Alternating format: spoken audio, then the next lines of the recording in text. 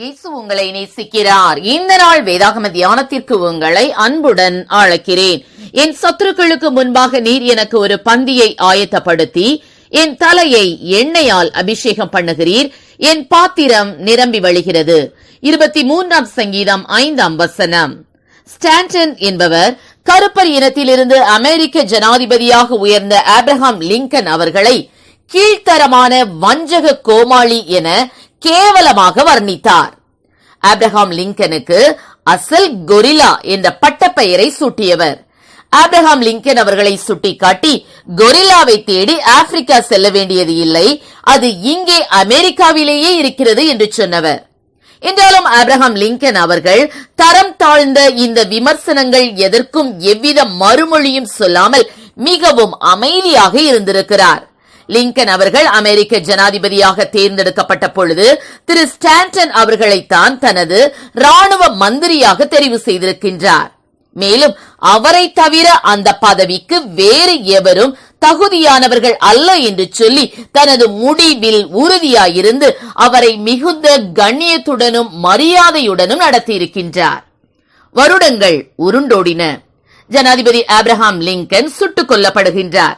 ஜனாதிபதியின் மரித்த சடலம் வைக்கப்பட்டிருந்த அறையில் அவரது சடலத்தின் அருகில் நின்று கொண்டிருந்த இந்த ஸ்டான்டன் தன் கண்களில் இருந்து கண்ணீர் வழிய இதுவரை இவ்வுலகம் கண்டிராத விதத்தில் மனிதர்களுடைய மனதை ஆண்டதொரு மன்னவன் இங்கே கிடத்தப்பட்டிருக்கின்றார் என்று சொன்னாராம்.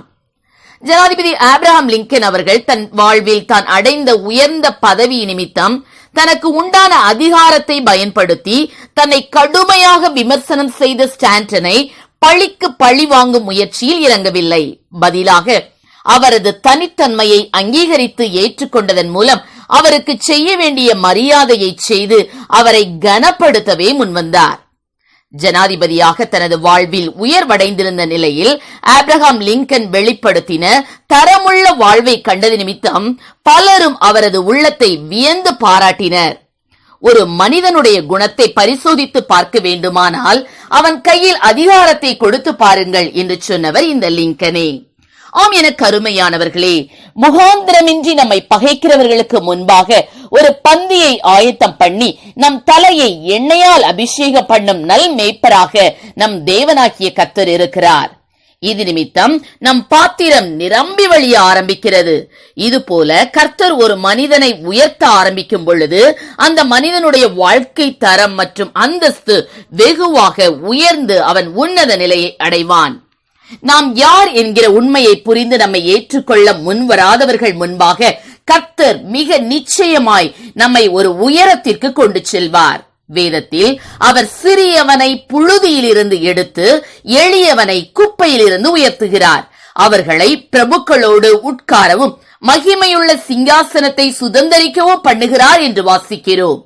தாம் தெரிந்து கொண்ட தம்முடைய தாசர்களுக்கு எதிராக இறுக்கமடைந்து கடினப்பட்டிருக்கிற பாறை இருதயங்களை உடைப்பதற்காகவே கர்த்தர் தாம் தெரிந்து கொண்ட தம்முடையவர்களை இது போல உயர்த்துகிறார். இதுபோல நமது வாழ்க்கை தரம் உயர்வடைவதால் நம்மால் பிறரது உள்ளத்தை தொட முடியாது. பதிலாக அந்த உயர்வின் மத்தியில் நாம் வெளிப்படுத்தும் நமது தரமுள்ள வாழ்வு முறையின் வழியாக நாம் சாட்சியுள்ள வாழ்வு வாழ முற்படுவோம். கர்த்தர் நம்மை ஆசீர்வதிப்பாராக. ஆமென். ஜெபம்.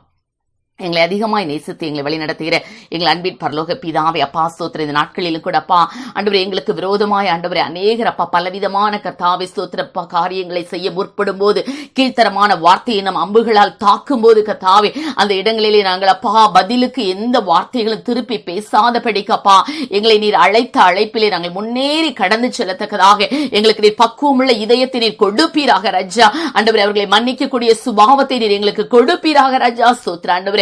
அப்பா சத்துருக்களுக்கு முன்பாக பந்தியை ஆயத்தப்படுத்தி உயர்த்துகிற தேவன் அப்பா ஆண்டவரே ஸ்தோத்திரம். அப்பா சிறியவனை புழுதியிலிருந்து உயர்த்துகிற தேவன் நம்முடைய பிள்ளைகளை ஆசீர்வதித்து உயர்த்தும்.